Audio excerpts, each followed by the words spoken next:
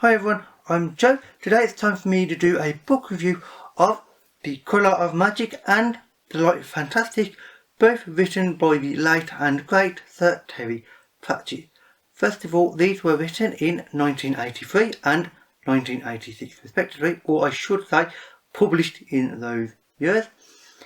These are the first and second books in the Discord series, which, if you know anything about Terry Pratchett, he was synonymous with the Discord. If you say Discord, you automatically think of Terry Pratchett. If you say Terry Pratchett, you think of Discord. They are one and the same, and he was quite proud of that fact.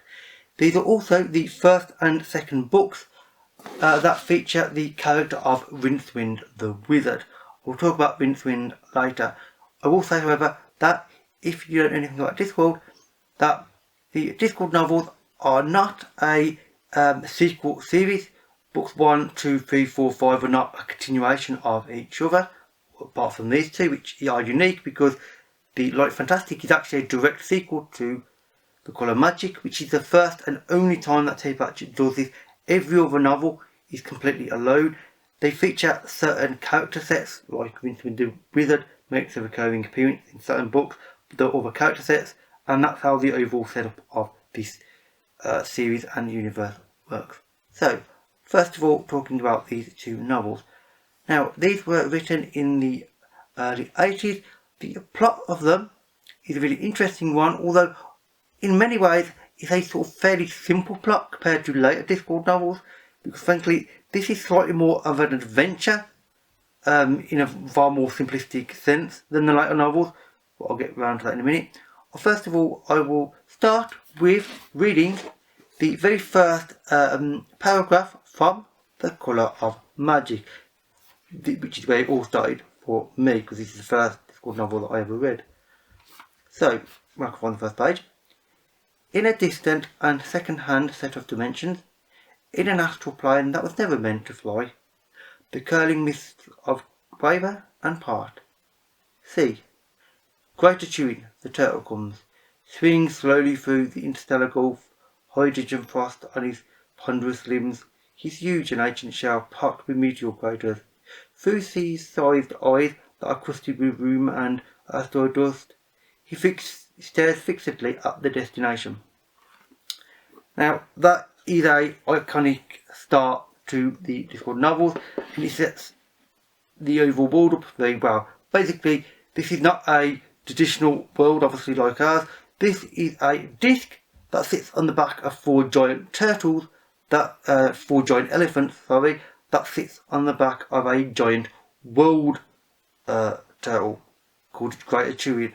It sounds strange setup, and it is, but it's also fantastic.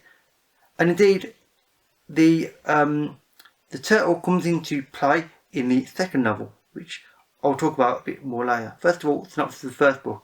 It starts off with, quite simply, two characters. Rincewind the Wizard is in a tavern in Ankh-Morpork. Ankh-Morpork is basically pretty much the sort of fantasy version of London, England, pretty much, which is not surprising. And one day, in comes a traveller called Twoflower. Twoflower is from the Agatian Empire, which is basically the Discworld equivalent of China, with other cultures mixed into it. And he is at risk of getting killed because he's completely and utterly naive.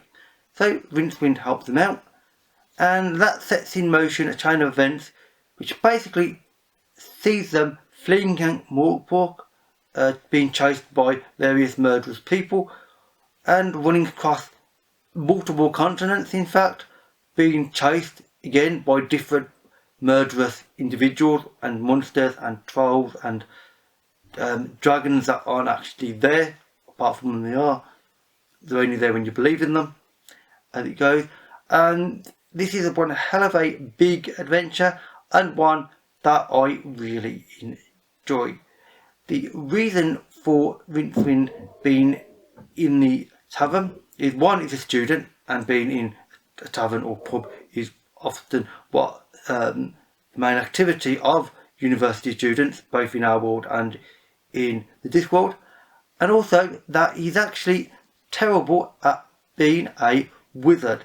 He is a trainee or an apprentice wizard. However, years ago, he, on a bet, went into a locked and secured room that held a very magical book called the Octavo. The Octavo is the book of the creator, or at least this creator of this universe, which he left behind purely out of forgetfulness when he was very busy doing other work, like, creating stars, moons and suns and things, because it's quite a complex procedure. So this book is, unsurprisingly, very magical. It contains 8 magic spells, very powerful ones. However, when Rincewind went into the room, one of these spells leapt out of the book and lodged in his mind. And ever since, he basically has been terrible at magic, or at least that's how he thinks of it. And that sets in chain a series of events that leads from the colour of magic to the light fantastic, where the fact that Rincewind has this 8th great spell from the Octavo in his head comes into play when the Discworld itself, and indeed Greater Chewing, is actually flying towards what appears to be an enormous star, which, if Discworld doesn't stop, it will literally crash into the star and burn up. So this is literally an apocalyptic event, the end of the world. Which is not really good for anybody, especially if you happen to live on the disc and actually not being burnt alive as it goes. So overall, the main settings in this novel are Ankh-Morpork, which is a very heavily realised and vibrant version of London. It is London looked at a very strange and peculiar angle, taken with large doses of sarcasm and humour, with a sort of twinkle in Pratchett's eye when he wrote about it. His enthusiasm for Ankh-Morpork was frankly fantastic. Every element of London, from the back streets to the big marketplaces to the police or the city watch to other elements, have been included and just looked at and twisted at a slightly strange angle. Not in reverse. He hasn't done a 180 on everything. It's just a slightly peculiar angle. He's looking at everything, and that's, to me, how all Discworld novels go. He looks at them with a strange view, and to me, that is why every Discworld novel works so well, and why these personally work so well for me, because the settings obviously are not just Ankh-Morpork. They go out on the plains, but in the second book, the light fantastic, they end back up in Ankh-Morpork again. So it's a circular journey, and overall it's a journey that is really fun. It is, I would say, simplistic, but it's fairly straightforward in terms of it being an adventure, and that is because partially his writing style in these early books, these were the first 2 Discworld novels, was, I think, simpler. And for the record, I would recommend starting personally with the Discworld books in order of publication, ergo with these 2 as the first, because his writing style evolves over time. He starts off far more simplistic and obvious with his references and such, and it becomes much more complicated over time, which I think is a fantastic to see, and I love to see overall. As far as the characters goes, there are 3 main characters in these novels.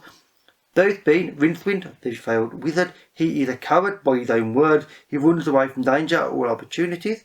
You have Trueflower, the Discworld's first tourist, which, as far as Rincewind the wizard thinks, tourist means idiot, as is the case, because Trueflower manages to avoid getting into any major trouble. Instead, Rincewind gets into all the major trouble that Trueflower triggers. And the other third character is the luggage, which is a giant suitcase. Basically, it looks like a very large sea chest with hundreds of little legs. It is obviously extremely magical. It belongs to Trueflower, and is a very interesting character. I don't want to talk too much about the luggage because it is a very important character for further books, but it is a brilliant character because even though it is a large chest with legs, it doesn't have a face or anything.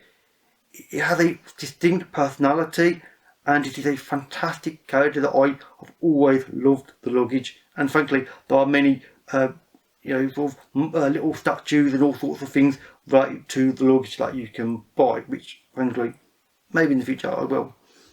So overall, the characters are brilliant, the world is building is amazing, and the plot is just extremely well done.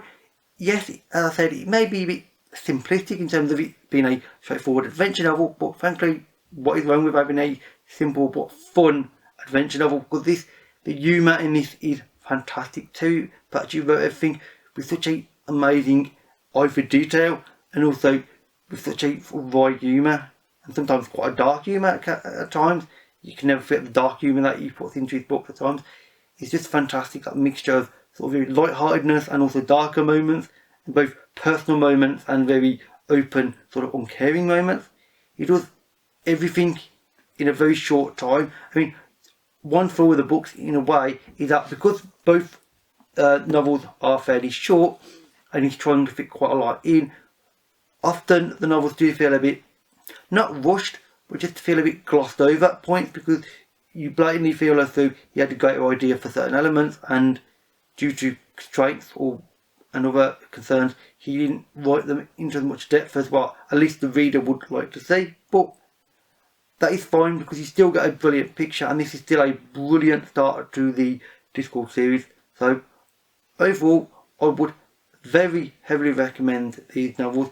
They are fun, fast paced, brilliant characters, an amazing world which is truly iconic, fun plot, and as I said, an amazing start to my personal favourite fantasy series ever. So I would recommend these every day of the week, and I always will recommend these. Anyway, with that said, that is it for this review. I will be reviewing every other Discord novel in the future. If you have read these two novels, or indeed read any of the other Discord novels, and you want to talk about them or ask me anything about them, then please leave a comment. With that said, that is it for this video. So thank you for watching, and I'll see you another day. Bye for now.